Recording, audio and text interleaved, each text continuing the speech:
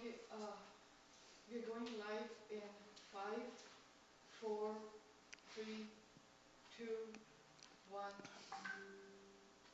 Go live. Good morning, good afternoon, and good evening to people all over the world who have joined this live telecast of the JKYog Youth Conference 2020 via YouTube, the JKYog Online YouTube channel. We just concluded a wonderful session with Anupaya Sethia, a young technological social entrepreneur, very inspiring story, and I hope that you all learned a lot from that session. Today, we have the privilege of having a youth panel with JKYog founder Swami Mukundananda. We are extremely grateful and happy for the opportunity for us youths to interact personally with Swamiji and ask him some of the questions that have been on our minds for a very long time. How can we express our true potential in life as youth? We have a lot of potential that could, if it was given the right direction, we could really make a difference to the community and become better persons and ourselves and transform ourselves. And the knowledge that Swamiji shares in his lectures has had an impact on millions of youth worldwide. And he is the best-selling author of Seven Mindsets of Success, Happiness, and Fulfillment, which again has been a motivating factor for many youth worldwide. And even till today, we still hear people talking about how the book had an impact in their lives and how they were able to transform their lives for the better. Um, uh, Swamiji, give you a very warm welcome to this international platform of the JKYog Youth Conference. Thank you so much for taking out time out of your busy schedule to join us youth today. We have a very dynamic panel. Um, we have Anupamaji and Pratyushji joining us. And but before I introduce them, Swamiji, I would just like to go over to you just to share a few words. Namaste to you, Aditi, all the panelists, and all of those from around the world who are joining this program. It's going to be extremely fulfilling and a privilege to have the opportunity to speak to all of you. Swamiji, we are very, very grateful that you were able to join us, and we just cannot wait to hear your advice on some of the questions on this panel. And at the end of it, we will also have live questions. We will take live questions from the audience. So for those of you who are tuning in live, please don't forget to like, share, subscribe, as well as leave your questions in the comments. A few lucky ones will be picked during the course of the panel. With that, let me go to our wonderful team of panelists. First, we will go to Pratyushji.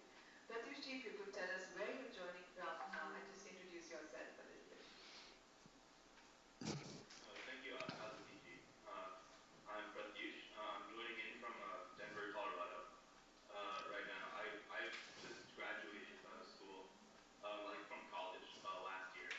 Right now, I'm currently working as a consultant, just working from home, like most people probably are. I'm happy to be part of this wonderful opportunity with Swamiji and with the JK Yoga organization, especially because of Swamiji's, very practical and insightful advice that he can offer to the youth, including myself. So I'm excited to see where the session goes today. Thank you, Pratyushji. And next, we will go to Anupamaji. Radha Swamiji, Radha everyone. My name is Anupama Kulkarni. I'm from Houston, Texas, and I'm currently studying for a master's in physiology with a long-term goal of med school, fingers crossed. My first experience with JKYog was through the theme discourses on YouTube. I distinctly remember 3 years ago, the first video I saw of Swamiji was why bad things happen to good people. From then on, it was just me exploring sort of a rabbit hole of the YouTube videos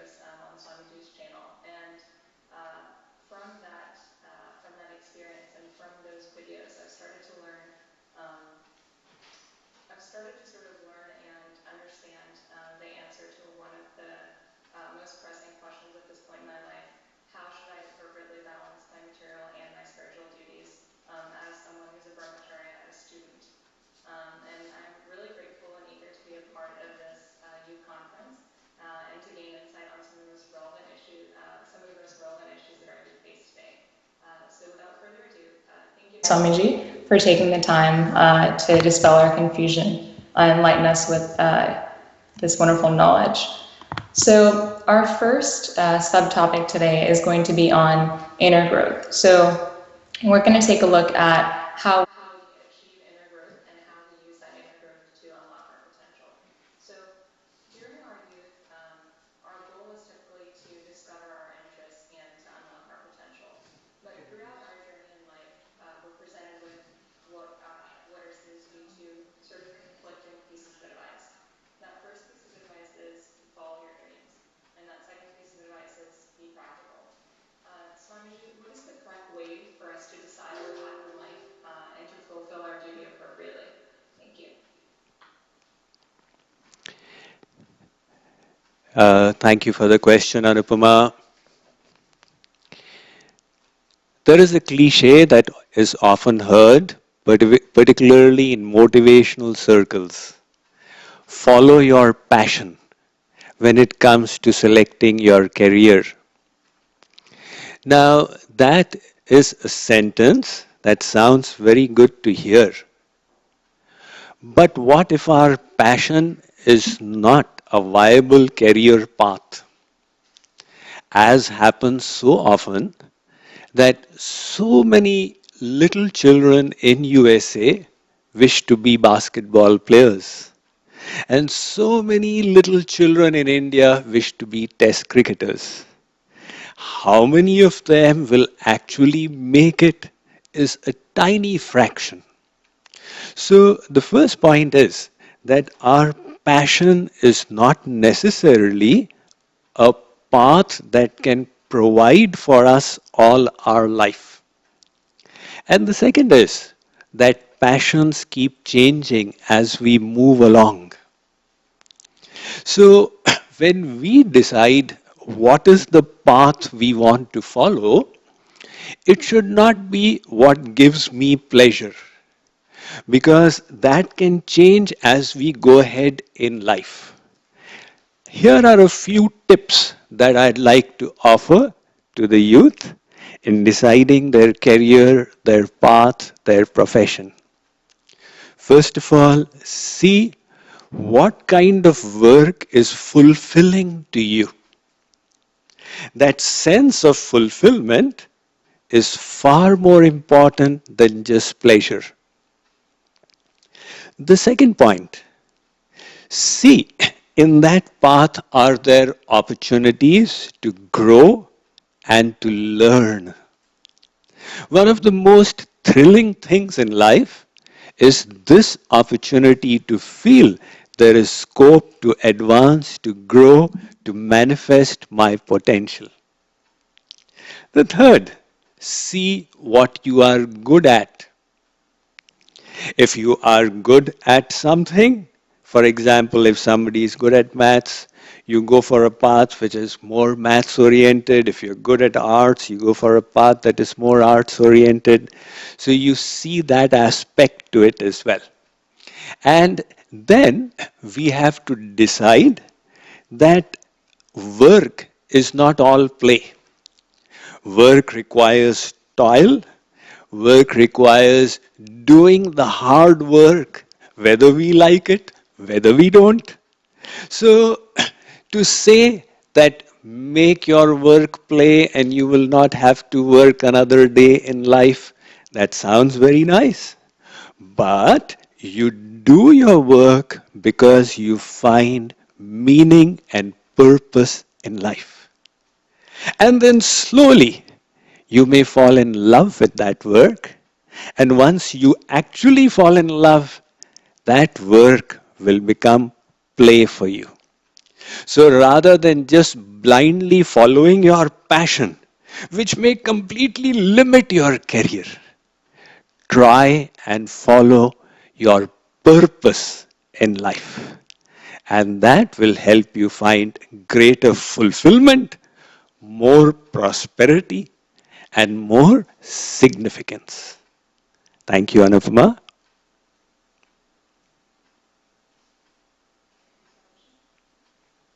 Brother Raj, thank you for that wonderful answer. I wanted to ask something, I suppose, similar to what Anupamaji was asking, but this is more in terms of this belief that we have of, when youth grow up in school and seeing people of like different talents having natural gifts. I wanted to ask your opinion about, do you believe that there's this such a thing called, natural gifts, or is it more of, what similar to how like we've been told like when we were children that we have potential to do anything, or should we focus more on what's gifts that we naturally have, and then focus on cultivating that? Thank you. Well, Pratyush, there are two aspects to this. It is a fact that we are born with various faculties and talents. But no matter what natural gifts we may have been born with, unless we work hard, we will not be able to manifest them. A very groundbreaking experiment in this regard was done by K. Anders Ericsson and his researchers, which he put down in his paper called The Role of Deliberate Practice in Acquiring Proficiency. So he studied those who had become virtuoso pianists, virtuoso violinists, to find out their practice patterns. Anybody who was a great sports person, anybody who was a great writer. And he discovered a commonality. When children start off practicing violin, when they are 5 years old, practically all of them are putting in 3 hours a week. And then by the age of 10 years, some of them have started putting in 6 to 7 hours a week. And then by the age of 15 years, some of them have started putting in 15 hours a week. And by the age of 18 years, some are putting in 30 hours a week.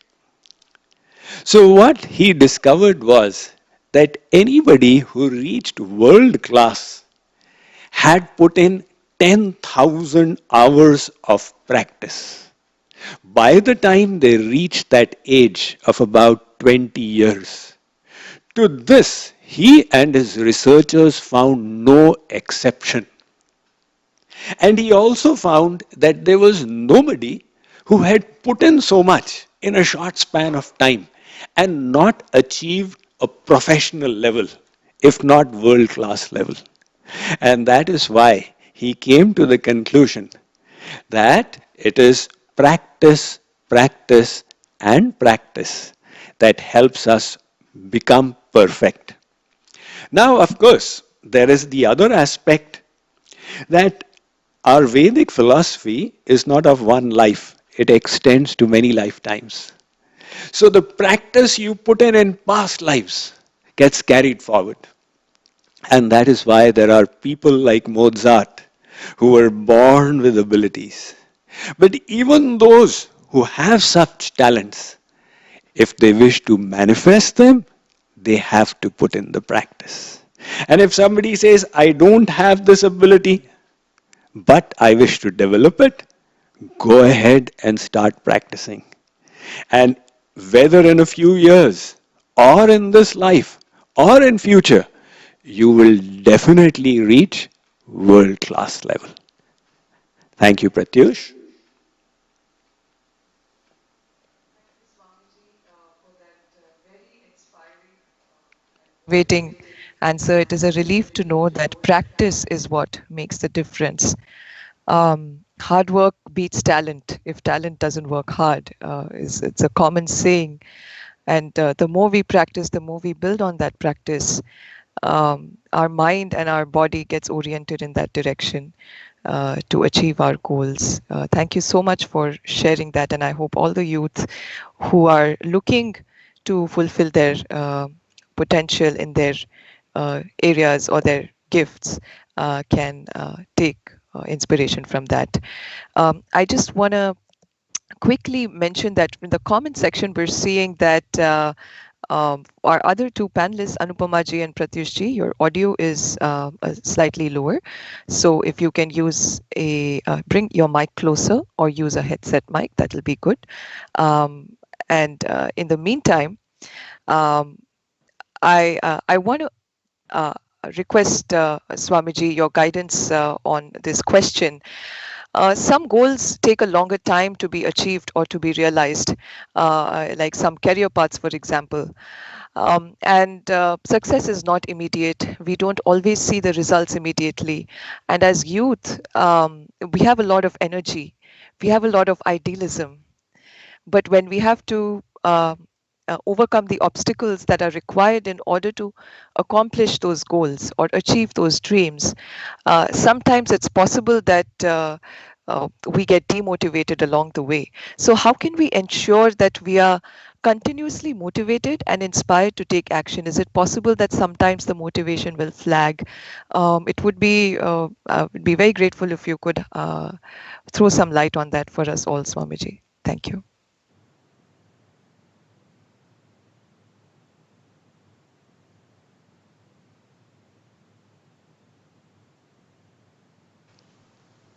Because all of us want success.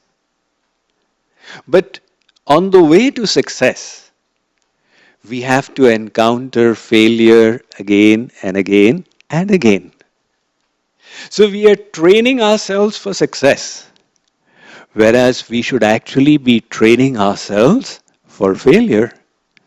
Because the way to success is laden with failure. That is how we achieved mastery in practically anything in life.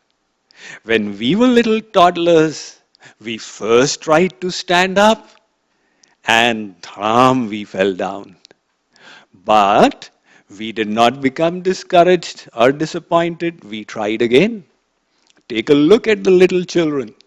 They fall so badly, they bruise themselves, their arms or knees become blue. Parents don't have to coach them. It's all right, my child. You fell once, but that is not the end. Keep on trying. All of us continued until we succeeded. And the same thing happened when we decided to start walking. So, the important thing here is the quality of resilience.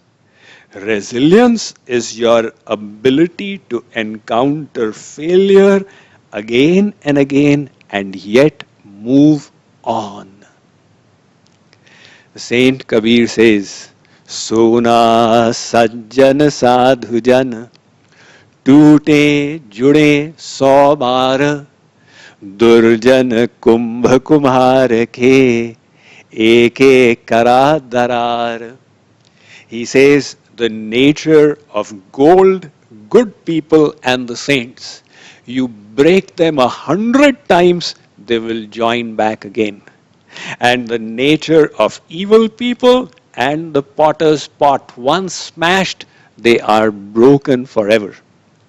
This is the age of instant gratification, where we want rapid success in any field. We want the jackpots to open for us, and instant success is advertised all around us. Spend 2 hours a day on the internet and earn $200,000 a year. Go on this crash diet and lose so much of weight. But any success requires thousands upon thousands of steps. In this walking, if we stumble, it is not to stop, it is to learn the art of a better walking. Let me tell you the story of the United States Military Academy. Tens of thousands of students apply, from which about 10,000 applications are shortlisted, from which 2,400 students qualify, from which finally 1,200 students are selected. And these students, when they join the academy, in the first 8 weeks, they are subjected to a rigorous course called the Beast. And by the end of it, 25% of the students have dropped out. And they have discovered that the students who drop out, it's not that they are less intelligent or that they are physically not strong. They have got less resilience in their personality. Resilience means the ability to tolerate pain, difficulty, hardship, and carry on. I just remembered a poem that was my favorite when I was in high school. This was the poem If by Rudyard Kipling, where he starts off, if you can dream and not make dreams your master, if you can think and not make thoughts your aim, if you can meet with triumph and disaster and treat those two impostors just the same. But he ends like this. If you can hold on when there's nothing left in you except the will which says to you, hold on. If you can fill each minute with 60 seconds worth of distance run, yours is the earth and everything that's in it. And what's more, you will be a man, my son. If we wish to become good human beings, the quality of resilience. As somebody said, a hero is not somebody doesn't become a hero because he was brave, but because he was brave for 10 minutes longer. If you want to develop one quality in your life, let it be resilience to carry on in the face of difficulties, hardships, and failures. Thank you. Thank you, Swamiji. Thank you for that wonderful response, Swamiji. Resilience is absolutely key to develop throughout your years to progress spiritually and otherwise.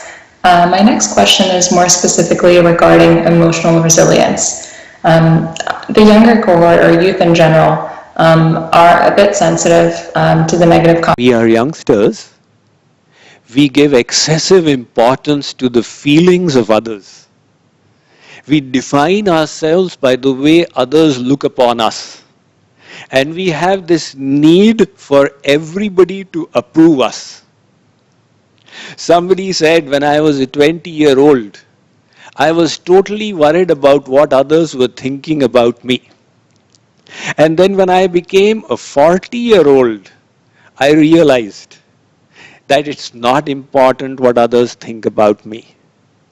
And when I reached the age of 60, I understood that everybody was thinking about themselves, nobody was thinking about me.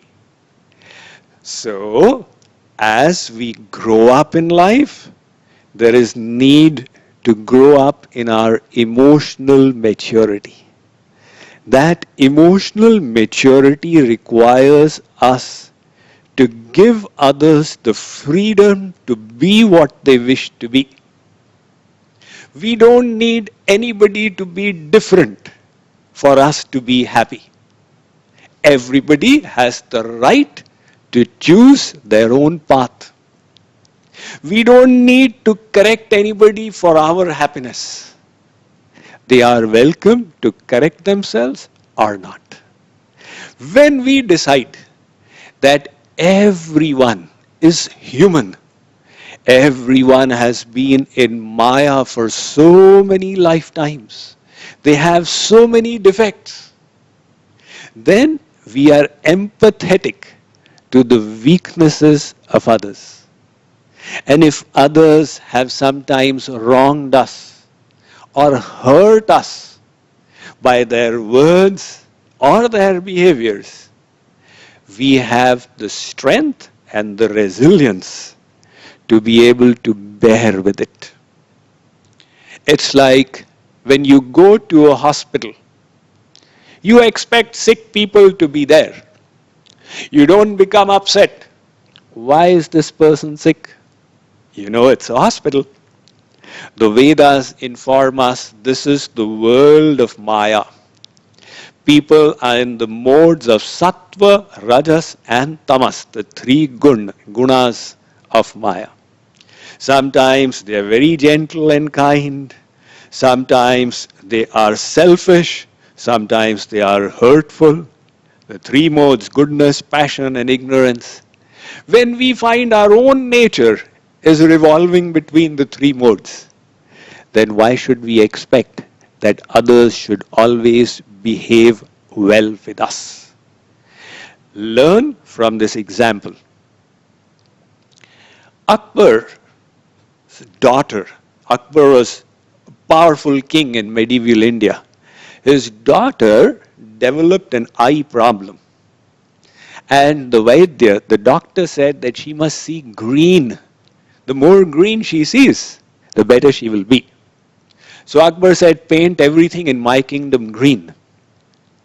That's what his servants began doing. His wise minister Birbal was coming into the palace. The servants came with green paint to paint him as well. He said, what are you doing? They said, this is the order of Badshah. He went up to Akbar and said, Huzur, what foolishness is this? Akbar said, my daughter needs to see only green. Birbal said, isn't there an easier way to do it? You put on her green glasses and she will see only green. In the same way, if we say for me to be happy, I need everybody to behave like this, it's never going to be happen, and we will always be unhappy. Rather than that, we need to put on the green glasses, or we need to change our attitudes, our expectations. That is the secret of being at peace with the behaviors of others. Thank you.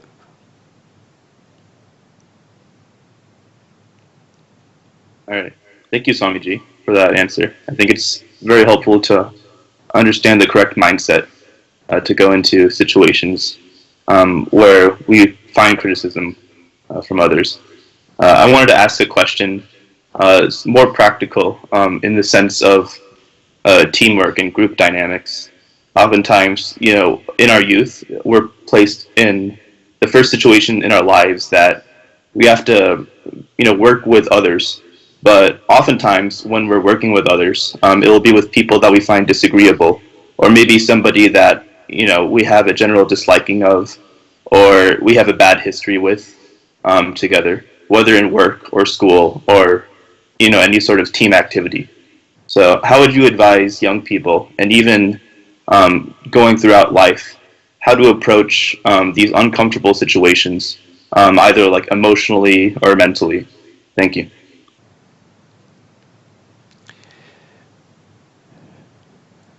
Yes, Pratyush, this question comes up again and again. It's an important behavioral issue. And the solution really is very, very simple. As the prayer goes, O Lord, give me the strength to change the things that I can, the tolerance to bear the things I cannot change, and the wisdom to know the difference. If you can change something, go ahead and do it. If you cannot, the other option is very simple. Bear with it.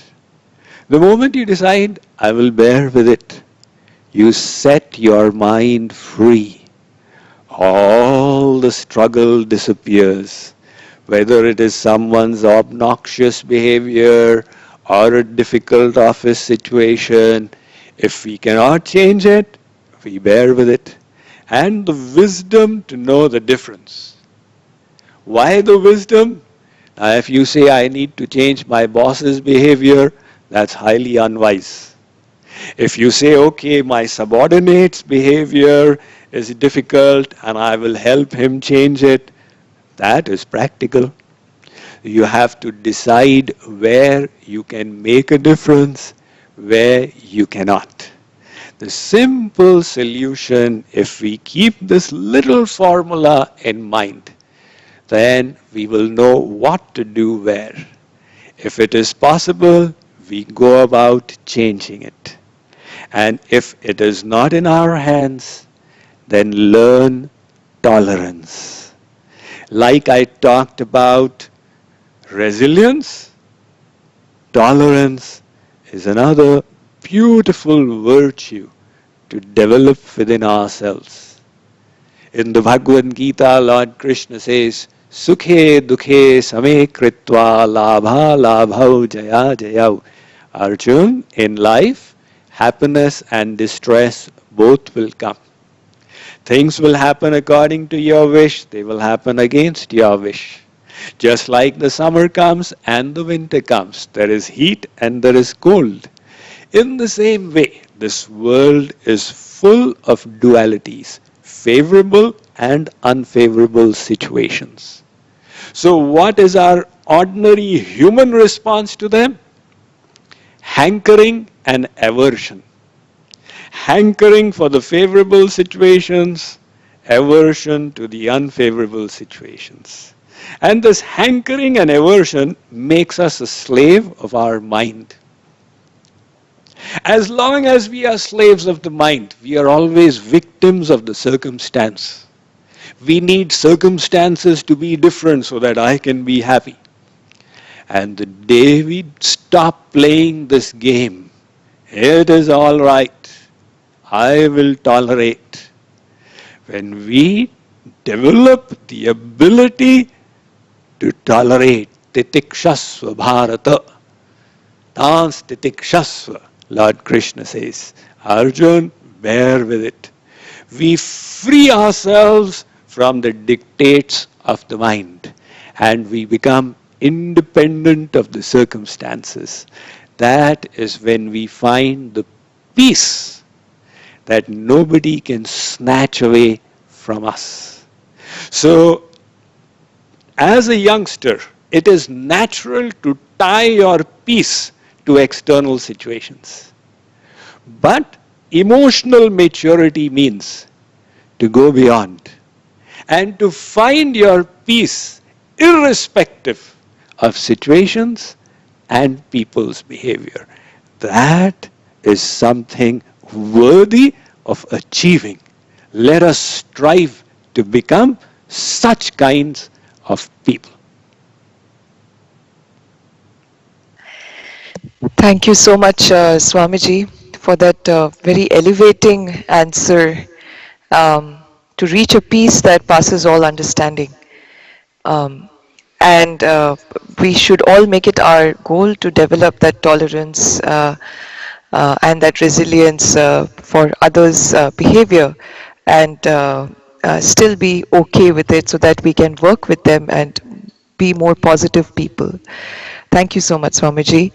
I'm just going to a slightly different topic on the topic of self-confidence. Most times, young people may not feel that they have the ambition or the experience to take on a leadership role. How would you advise young people to gain that confidence and become comfortable to act in a leadership position? Thank you, Swamiji. Yes, Aditi, if you asked this question to most of the motivational coaches or the self-help guides or to leadership training experts, they would say you believe in yourself and build up your self-esteem. There was in America a self-esteem movement in the 1980s where some psychologists said that one of the healthiest things to have in this world is self-esteem. The need to think I am so wonderful. And the consequence was that the academic system was designed to build the self-esteem of the students. So they even removed failure at the year-end exams and introduced automatic promotions. Now, when the students graduated from school thinking I'm such a great hero, and the reality of the world did not corroborate their self esteem, they got into all kinds of self esteem issues. So, to think why does lack of self confidence arise?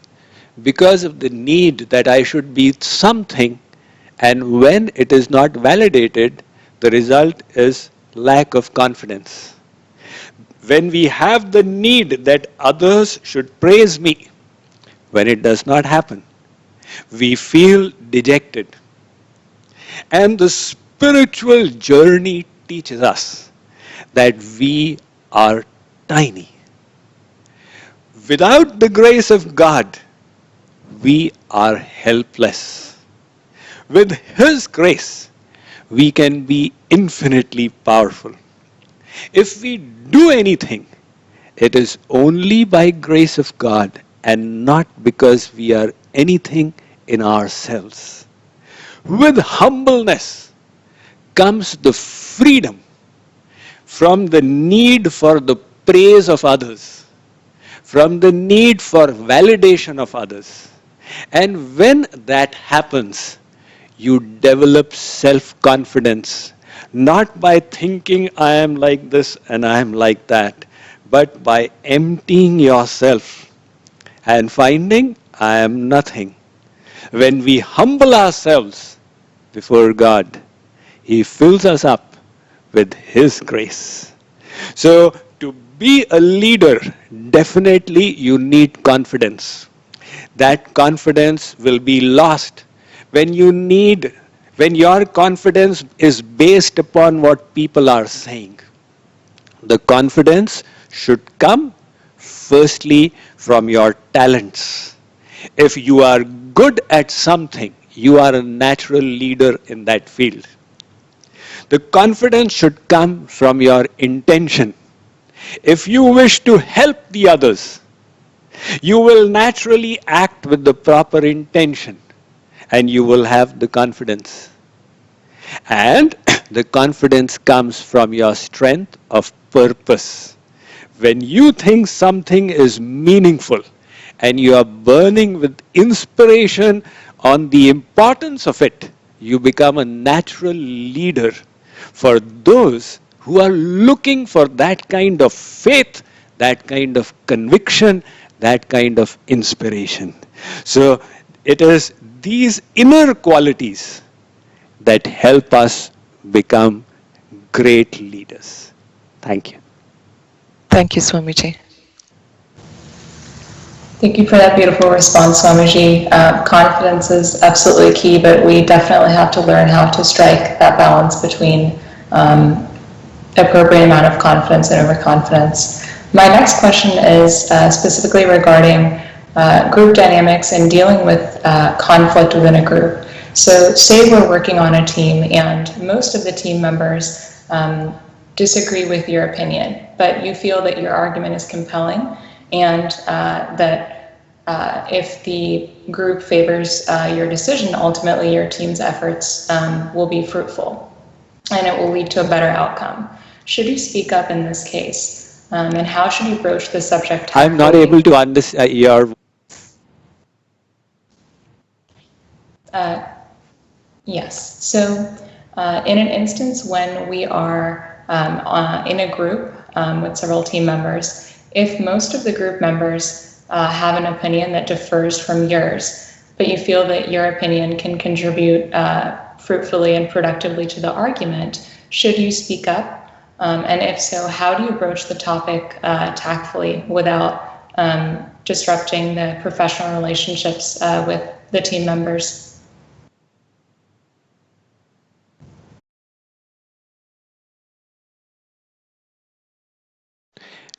Communication is such an important aspect of relationships.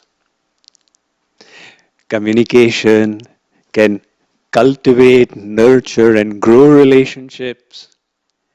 And improper communication can break relationships.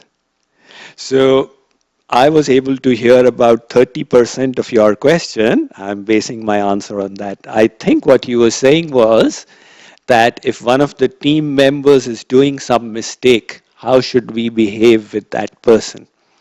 We have to, before communicating anything with that person, we must first of all decide that what I wish to communicate, is it for the benefit of the other, will it help the other person or will it not? If what we wish to say is not going to be helpful, then why say it? Then we must decide that what I wish to say, am I the best person to say it or not? It's possible that somebody else may be a better person to say that. The next question,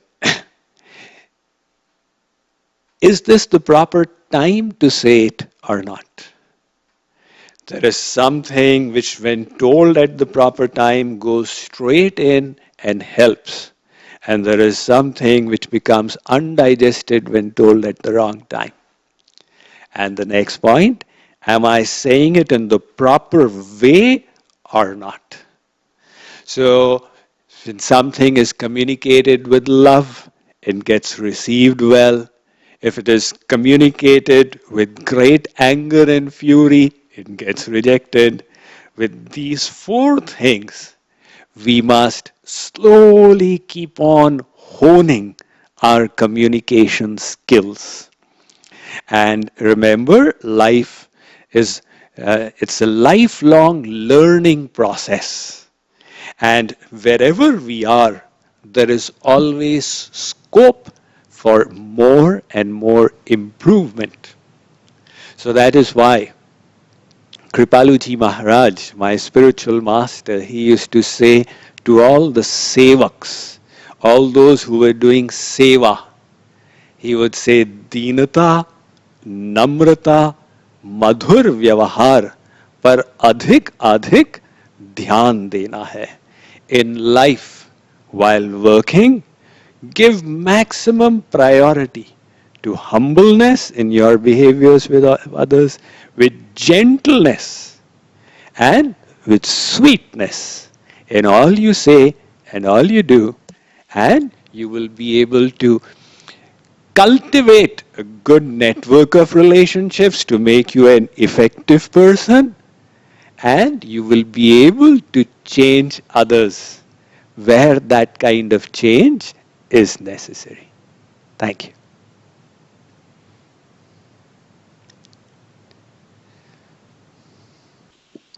Thank you, Swamiji, for that wonderful response.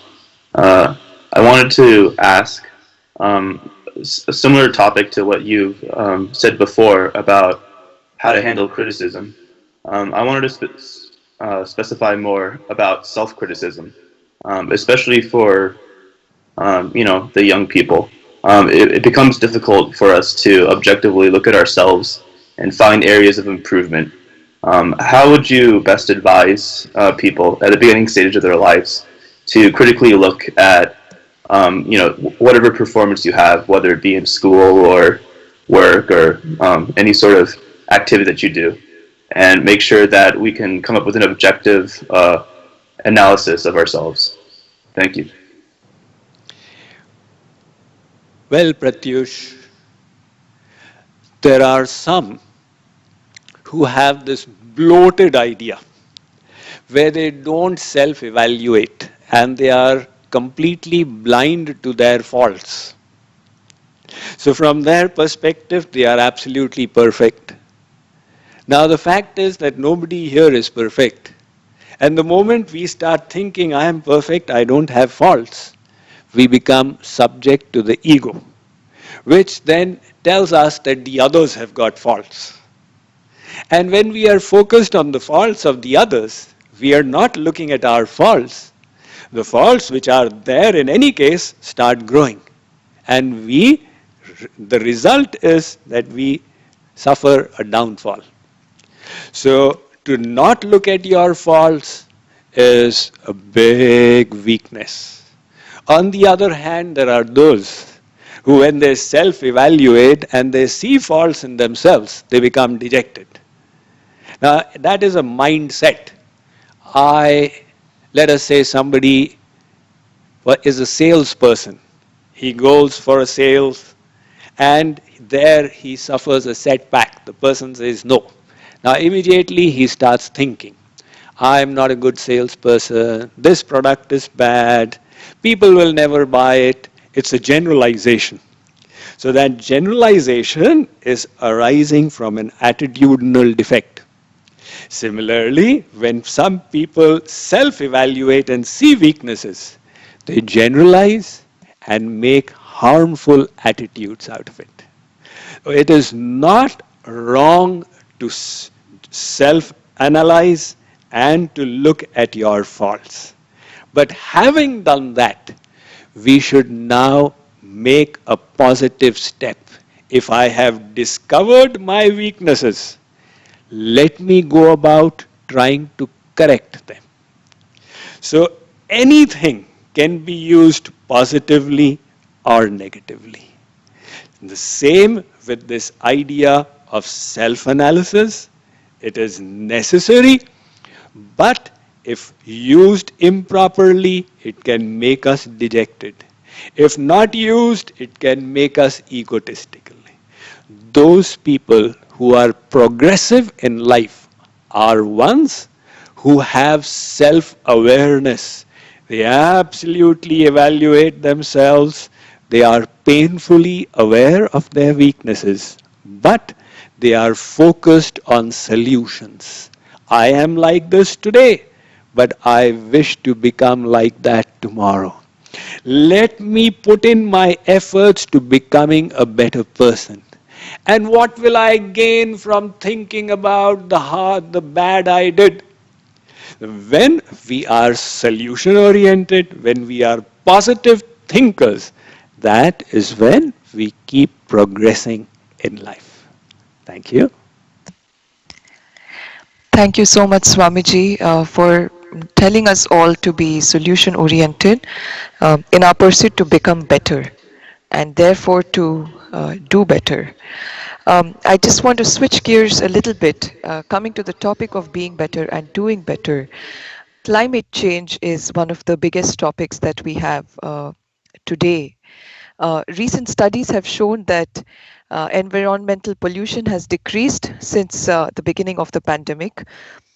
Although the cause of the change was catastrophic, the outcome was positive in terms of the environment. Of course, there are many people who are still losing their lives to COVID, but because of the lack of travel, the pollution has reduced and it has had a positive impact on climate change. So, how can we as individuals from this point forward sustain this momentum and combat the negative effects of climate change? Thank you, Swamiji. Yes, Aditi, when we live on this planet, we are responsible for maintaining it. It's like if you live in an apartment, its cleanliness is your responsibility. Similarly, we must feel responsible for it. And in my analysis, observation, the youngsters are more conscious of climate change than many of the adults because the youngsters have not yet deadened their conscience and they realize their responsibility towards the planet.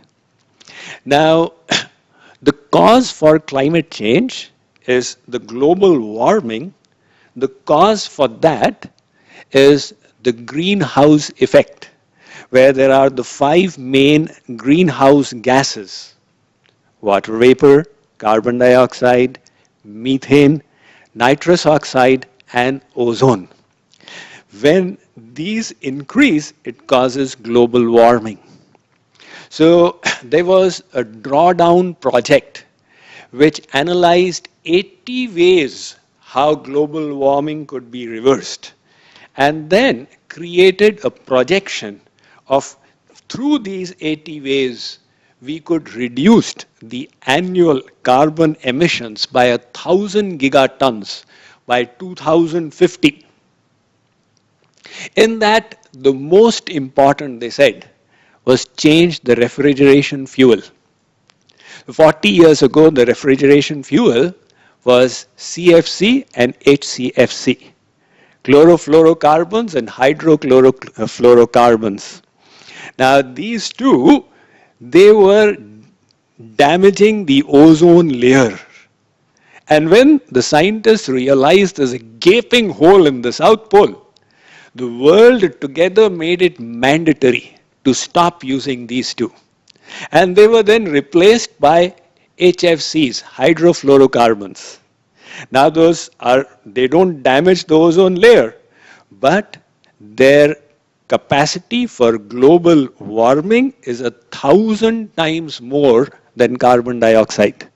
I'm sorry, 5,000 times more. So there was a conference a few years ago where it was decided that we will pull back from it and go to other gases like methane, etc. And the opulent countries would implement it first, then the developing countries, and then the poormost countries. Now the question is, do we have the will to implement it? Because there is an economic cost. So that will comes from wisdom. The wisdom and the willingness to give up our selfish aspirations and to decide that it is our responsibility to leave for the future generations a world as good as the one that we found ourselves in. Now, I think we are running out of time. I could go on speaking on this for the next half an hour, but the second biggest problem is the carbon fuels leading to carbon dioxide. The extent to which these carbon fuels can be reduced, to that extent, fossil fuels, to that extent, we can reverse the global warming. They need to be reduced with the wind energy, with the solar panels. They will all be extremely helpful. Third reason, you may find this very surprising. The food wastage. When food is wasted and it putrefies, it creates methane and carbon dioxide. So that is the third biggest cause for global warming. Now, food wastage happens in poor countries because of lack of storage, because improper transportation arrangements, etc. And it happens in the opulent countries because of carelessness, putting too much onto the plate, cooking more than is required. If that extra food could be reduced, it would be extremely helpful.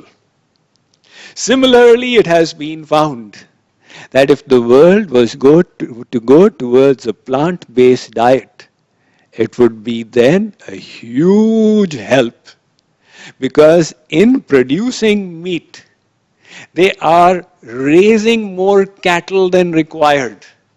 Now, the emissions from the cattle are a big cause for global warming. I could go on, but to one more point to complete this. The population.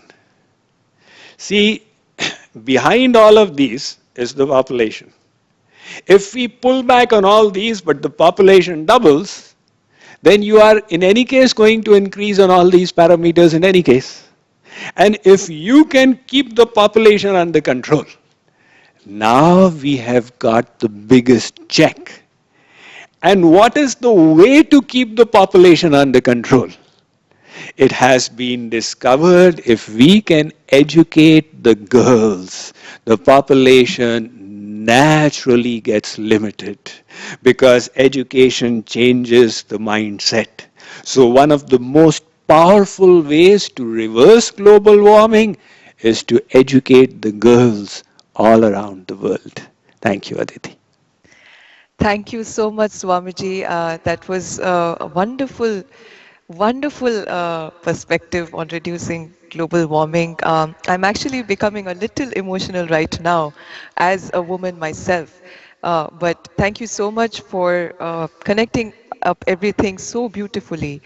And for those of you who are watching live, my humble request is if you can contribute in any way to the education of girls and to reducing climate change through the methods that Swamiji has suggested, that would make the world a better place. JKYog supports the education of girl children, and you can go to the to www.jkyog.org/donate to support that. And with that, we are on the top of the hour. Swamiji, we are very grateful that you chose to join us today on this youth conference panel, dealing with some of the very important questions that youth have on their minds. Because youth have this incredible energy, and we need your guidance, and we need people like you to guide us in the right direction to transform ourselves and then transform the world and truly ignite our potential to make a difference. Thank you once again, Swamiji, for making this possible. Thank you, Aditi, Pratyush, and Anupama for this very sweet and wonderful interaction we had. Thank you for making me a part of this panel discussion, and to all the wonderful viewers who have joined us from around the world. It has been a pleasure. Today is the second day of this youth conference. We've got some very wonderful speakers coming on. And let's look forward to the wisdom that will be pouring forth in the sessions to come. Namaste.